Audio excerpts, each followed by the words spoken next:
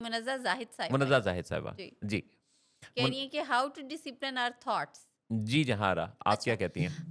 अच्छा, पहली बात तो ये है कि आइडेंटिफ़ाई करने की ज़रूरत है ना, थॉट प्रोसेस हम सारे ही मतलब जो बोलते हैं तो उससे पहले सोच रहे होते हैं। हम हुँ, कोई भी एक्ट करते हैं, कोई भी एक्शन हमारा, तो वो बेसिकली उसमें हमारी सोचों का बड़ा अमल दखल होता है। हुँ, सोचें जो हैं बेसिकली इनको भी शेप अप करने की ज़रूरत होती है, खुद से आइडेंटिफ़ाई करने की ज़रूरत होती है। जो गैर ज़रूरी सोचें होती हैं उनको हमने एंटरटेन नहीं करना होता, हुँ। और जो ज़रूरी सोचें होती हैं उनको हमने फ्रंट पे रखना होता है, अर्जेंट इम्पोर्टेंट पे रखना होता है। जी, और कुछ सोचें होती हैं जिनको हमने थोड़े टाइम के लिए ज़रा डिले कर दिया होता है, कर हुँ, देना होता है, कि जैसे अभी मुझे अगर आपसे बात करते हुए जो जो मेरी सोचें हैं वो ये हैं कि how to answer your question. हुँ।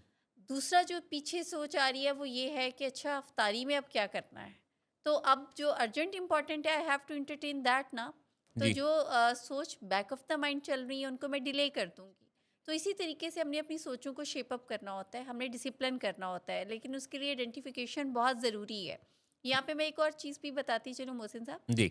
जैसे जब सोचें इंसान के काबू में नहीं रहती हैं, हुँ, जिनको हम फ्लडिंग ऑफ थॉट्स भी कहते हैं जी। ना, और उसमें ये होता है कि बेतहाशा सोच आ रही होती है और अब्रप्ट होती हैं, और उनमें कोई सिमेट्री नहीं होती है। हुँ, एक लम्हे में आपको ख्याल आता है कि अच्छा पकाना है क्या, तो दूसरी लम्हे में आपको आता है बच्चों को क्या बनेगा, फिर इनका होमवर्क, और फिर ये, और फिर इसी तरीके से ये थोड़ा और एक्सट्रीम लेवल पे डिफ़िकल्टीज़ क्रिएट करती हुँ, हैं। हुँ। तो ये अब बड़ा एक सीरियस मसला है जहाँ पे आपको फिर अपनी सोचों को मेडिकल सपोर्ट से डिसिप्लिन करने की ज़रूरत होती है। इसमें याद रखिएगा कि जैसे रिसर्चेज़ बता रही हैं कि एक 24 घंटे के अंदर आपको 50 से 70 हज़ार थॉट्स आते हैं।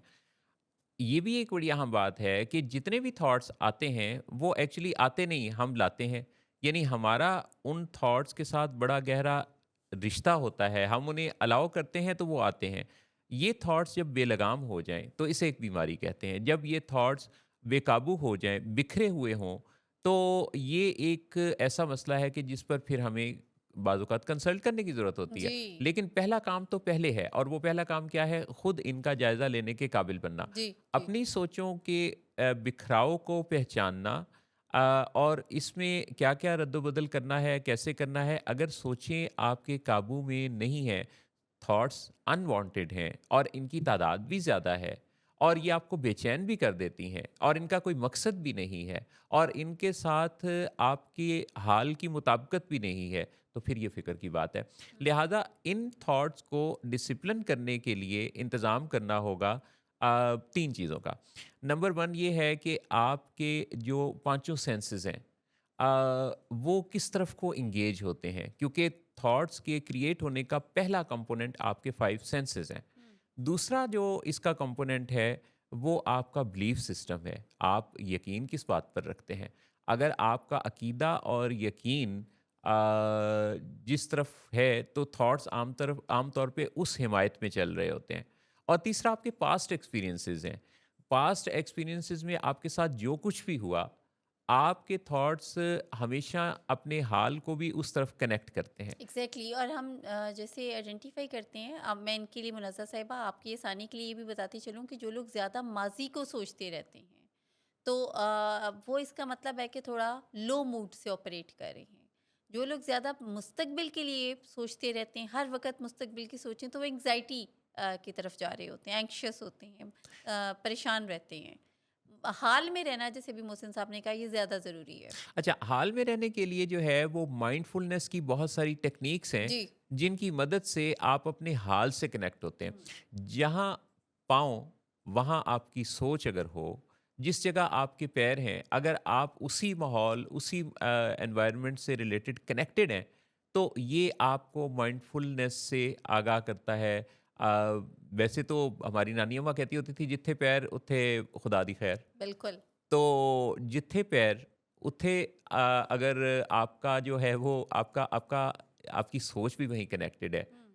क्योंकि बहुत दफ़ा क्या ऐसा नहीं होता कि हम जिस माहौल में बैठे हैं, हम उस माहौल से कट के वो सोच रहे होते हैं जो वक़्त अभी आया हाँ, नहीं, यस। और जो वक़्त या फिर गुज़र गया है। और दिस इज़ याद वेरी रखिए, इम्पोर्टेंट, रियली बहुत इम्पोर्टेंट। ज़्यादा तादाद हमारी थॉट्स की वो है जो उस ज़माने से मुतल्लिक है, जो ज़माना या गुज़र चुका हुँ। या जो ज़माना अभी आया नहीं। और ऐसे लोग जो हैं मोहसिन साहब वो फिर बड़ी तकलीफ़ में भी होते हुँ। हैं क्योंकि वो एन्जॉय नहीं कर पाते हैं। यानी जो एक्चुअल प्रेज़ेंट मोमेंट है उसमें वो उसको एन्जॉय नहीं कर पाते हैं। किसी बर्थडे पे, किसी गैदरिंग में, किसी लव्ड वन के साथ बैठे हैं, तो उनकी सोचें उनको उस मोमेंट के साथ कनेक्ट नहीं करने दे रही होती हैं। इनको डिसिप्लिन करने के लिए आपको ये पहचानना होगा कि किस कदर ये आज़ाद हैं, आपके यानी कहे सुने में आपकी सोचें हैं या नहीं।